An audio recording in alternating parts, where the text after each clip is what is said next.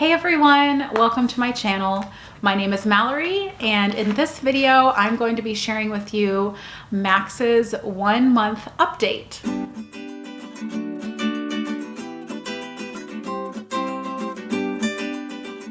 So if you're new here, welcome. If you're coming back to view my video, thanks so much for coming back.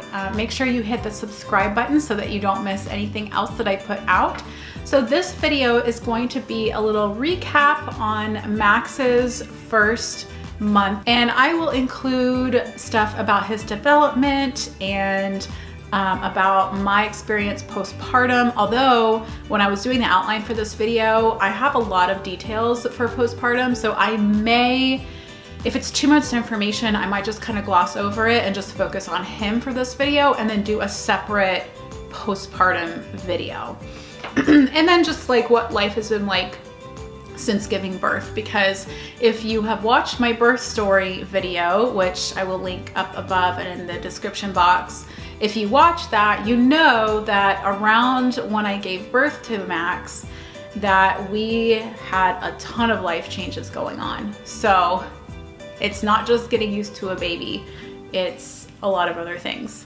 Okay, so let's just talk about Max's first month outside the womb. So basically we kind of jumped into life together with 2 feet.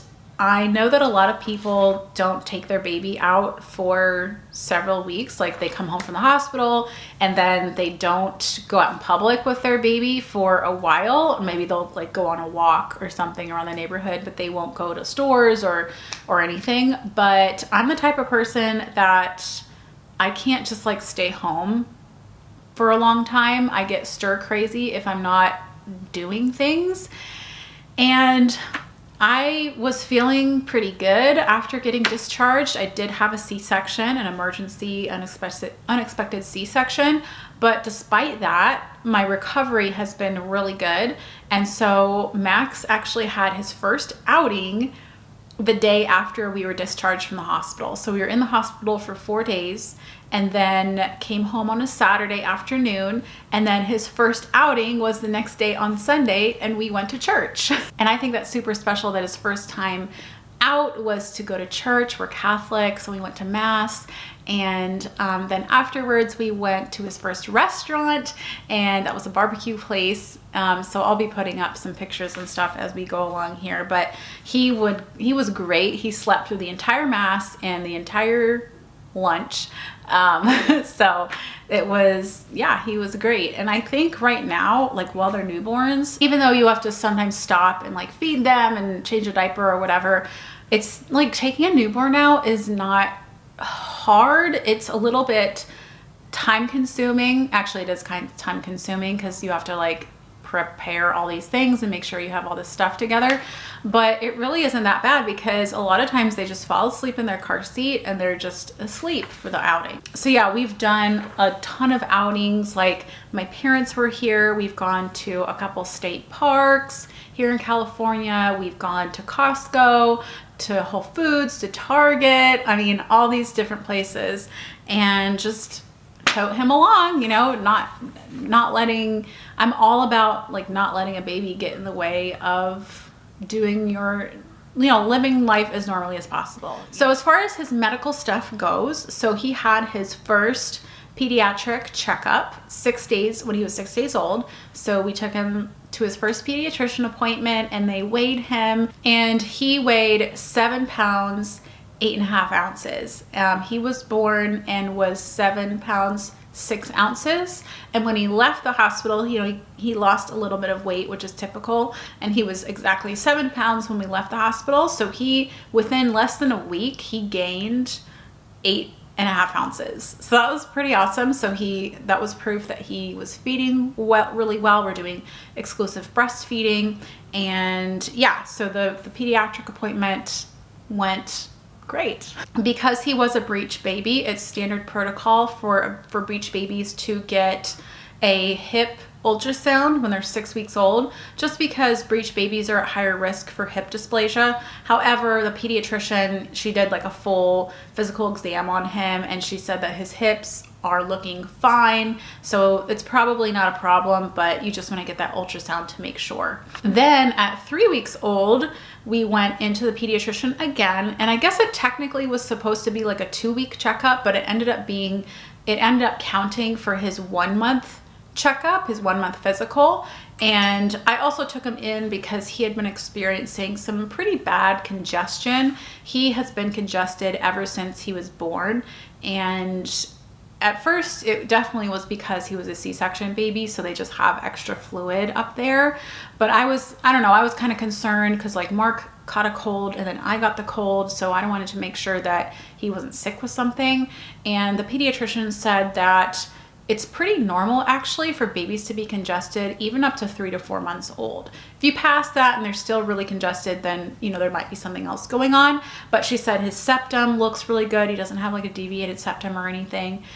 And so it's just newborn congestion. It's really nothing to worry about. So he had his 1 month checkup at 3 weeks old and still doing great. I think he was 8 pounds, 1.5 ounces at that appointment. And yeah, so he's just growing. Also, another medical thing, like health related thing we've been doing with Max is taking him to the chiropractor. So I regularly see a chiropractor because I have chronic neck and back issues. I have scoliosis. And Mark, my husband, actually has had chiropractic care since he was an infant, since he was a newborn. So we both were like totally on board for having Max get chiropractic care from the very beginning of life. And so he had his first chiropractic appointment at exactly 1 week old. And so far he has had 4 adjustments. Now you might think like, oh man, like, isn't that kind of harsh for a baby to like have their neck cracked and everything? They do not crack their neck, okay? It's super gentle. It kind of looks like a massage, really. And they're just, you know, kind of just doing these gentle, tiny movements, especially at first when they're super young. It's really gentle. And he actually slept through his second appointment. He was asleep and he just slept through the whole thing. It was super cute. And the chiropractor said it's super important to make sure, especially like their neck area is in proper alignment in the early days. So I'm a huge fan of chiropractic care for babies. He does seem like a little more of a spit-uppy baby. It's not like excessive, and you know, it's not like he has gastroesophageal reflux disease or anything like that, but he does spit up, and I still have not learned to always carry a burp cloth with me. So I have had my share of getting spit up on and having spit up on him. Here I am spitting myself. And he does kind of struggle with gas sometimes, but I think it is sometimes what I eat. Like I definitely can't eat very much broccoli or cauliflower because then that makes him gassy. So some of his milestones this month: his umbilical cord fell off at about 1 week old. Before that, we did 1 sponge bath with him while he still had his umbilical cord. But then after that fell off, we did his first immersion bath, his first big boy bath at 2 weeks old. And he really likes getting a bath. You know, I'm like, oh, maybe it reminds you of being in the womb and it's warm and it's comforting. So he really enjoys getting bathed. Also at 2 weeks old, he imitated sticking out his tongue at me. And according to one of my apps, which I really love this app called Sprout Baby. It's unfortunately only available on iOS, on iPhone. Sprout Baby is an amazing app. I use it mostly for tracking our breastfeeding. You know, just like what side we've done, how long, and then I can see like the intervals, like how long has it been since he last ate, because otherwise I would not be remembering this kind of stuff.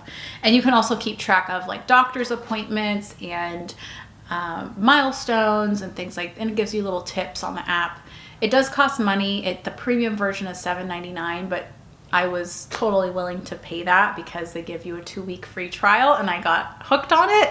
I believe it was that app or another app that said like around 2 weeks old, they can imitate sticking their tongue out. So that's pretty cute that he actually was able to do that. He smiled at me for the first time, like not, He would do like kind of gas or poop smiles, like he would smile when he pooped. But he did his first smile at me at 3 weeks old, which I didn't expect him to do that so early, but he definitely recognizes me now. And like when he wakes up from a nap, it's so cute. He'll be in his bassinet. He does a lot of naps in his bassinet, and I'll get to sleep in a minute. But he'll wake up, and then I'll come in and this is what happened the first time he smiled at me. I'll put my head, like, I'll kind of tilt my head so it's, you know, he's lying down and mine is like even with his, and I'll just smile and talk to him. And that's when he first smiled at me. Like, he recognized my face and smiled, and he'll get like sometimes excited, like he'll you know, do that with his arms, and like his face will just light up, and it's super cute. It's amazing that that this young, that they can recognize their parents. So it's adorable. We are also doing tummy time. I sometimes forget to do it, so I haven't done it quite every day, but I'm trying to do it pretty consistently. He can lift his head briefly, turn from side to side. He can track things, so if he's on his back and I have something that's very interesting for him to look at, then he'll track it and turn his head, which is really great. I have started reading to him. That's so important, you guys, to read to your babies even before they ever understand what's going on. His legs are really strong. Like, I'll hold him up, and if he was up, I could demonstrate, but he'll like kind of kick off, like push off, or like when he's on his back, he'll be kicking, and it's really strong. So his legs are developing really great. He makes some cooing and babbling noises. He's breastfeeding like a champ. It's going really well, not having any pain anymore. And he's been gaining weight, like I've said, so that's going great. Another big milestone is that he was baptized on January 31st, 2020. So I think I mentioned this before, we're Catholic, and so we do infant baptism, and it was just a really special day. Let's talk about sleep. So this is such a hot topic with newborns and babies. Sleep is going so well for us. Now, it's not perfect. I still am sleep deprived. It's not like I'm sleeping my typical 8 to 10 hours a night. Definitely have not gotten that, you know, probably even 8 hours in one night since he was born. So there's still sleep deprivation going on, and it still affects me mentally. Like it does contribute to anxiety and just feeling, you know, run down. But he did have difficulty sleeping in the hospital, like in the hospital bassinet. But once we came home and I was able to put him in the halo bassinet, for some reason he just took to that a lot better. Maybe the ambiance was not as harsh as a hospital is, you know.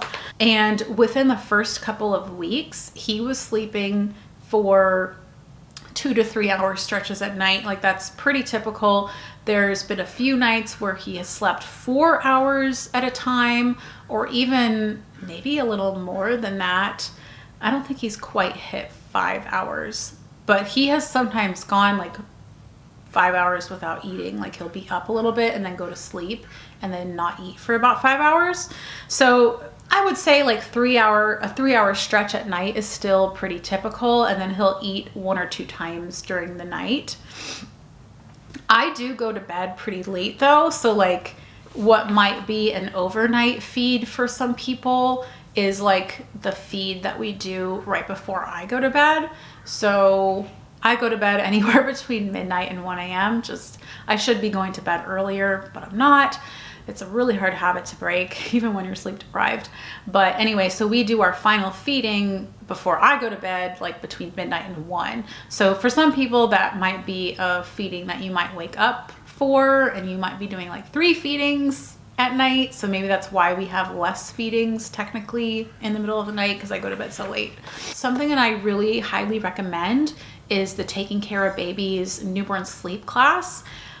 Max is such a great sleeper, and it may be partly that's just how he is. Like, some babies are better sleepers than others, but it also may be partly the stuff that we learned in that class to implement. So I'm not really sure how much of it is him naturally being a good sleeper and how much is me having implemented some of these healthy sleep habits that she teaches from basically the very beginning.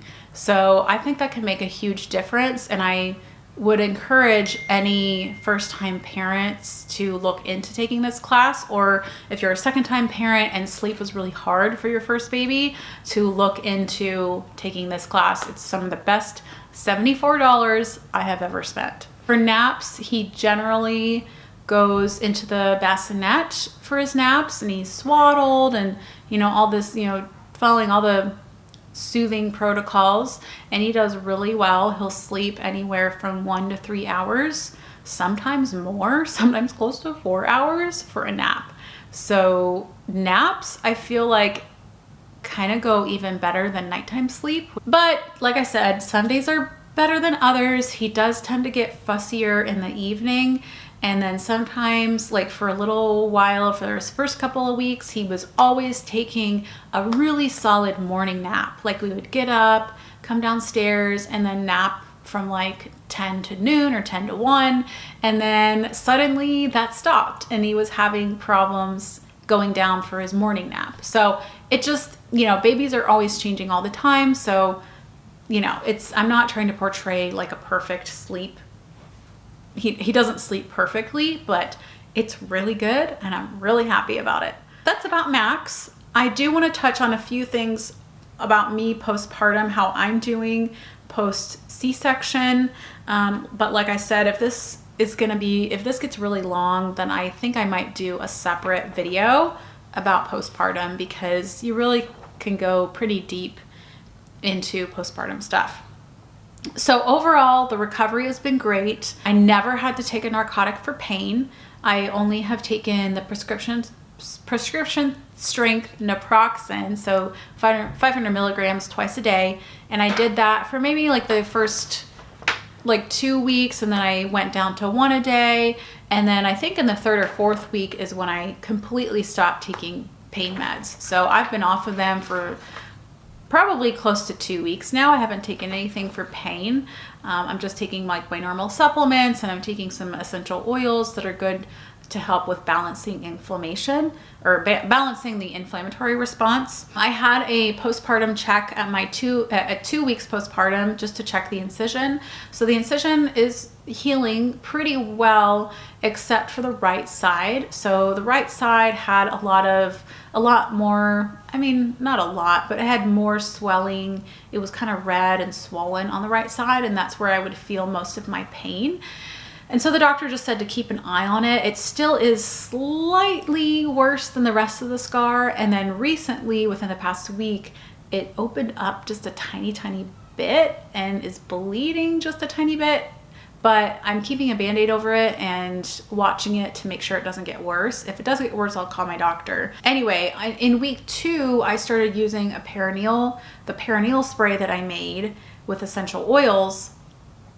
I was kind of bummed, because I was like, well, I made the spray to help with healing after a vaginal delivery, and now I can't use it. But then I thought, you know what, now that my scar is, you know, the tape is off and it's not like so tender anymore, probably using this perineal spray on the incision would be helpful. So I think that has helped soothe the scar and, you know, the incision. So I've been using that on that area. As far as postpartum bleeding goes, you do still bleed after a C-section. I bled for what seemed like forever, but in like, I guess around week 4, after I passed the 4-week mark, it really started to let up.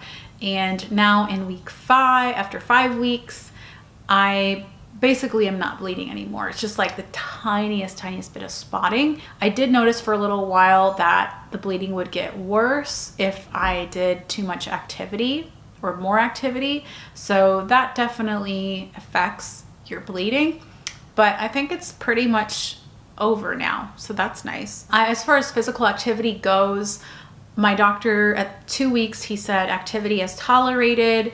Of course, you're on pelvic rest until 6 weeks postpartum, or until your doctor clears you. But we've been going on longer walks outside. You know, I can get in and out of the car normally and easily, going up the stairs. You know, I'm still not like sprinting up the stairs, but I'm not like doing any workouts. But anyway, just activity is tolerated, and I'm getting around mostly normal. You know, I think I still don't have the stamina back yet, but I'm getting there. I'm almost there. And then emotions, you know, nothing too crazy, but I definitely have felt the ups and downs of postpartum, especially for that like first week or two. Nights, and still sometimes too, like especially now that my parents have left, it's kind of sad having them gone, but especially for that first couple weeks, like I would feel sad at night. I don't know, it was like, yeah, I would just feel sad and kind of down. And then I do have anxiety over his, like Max's safety, and this is something that I could go into in a postpartum video, but especially at the beginning, but still now sometimes too, I get really concerned. Like, what if he stops breathing? Like, SIDS is a very like real concern for me. And sometimes I have to like obsessively check his breathing, and I'm like watching him and I see his chest rising, but I'm like, am I imagining it? And so I have to stand there and like keep watching him. It's a little bit of an irrational fear because yes, SIDS happens, but it's not like it happens a ton. But I don't know. I think it's just every parent's greatest fear that they'll check on their baby and they're not breathing. So, and I know it happens. And then life in general, life has been great in our house. Like, I love our house. I love where it's situated. It's in a really pretty area. It's in a very convenient area. Now we do only have one car, so I can't really get out a lot, which is another kind of bummer. I think that kind of contributes to like the kind of down feelings or anxiety. Our house is mostly set up. My parents were just so amazing with helping us organize everything.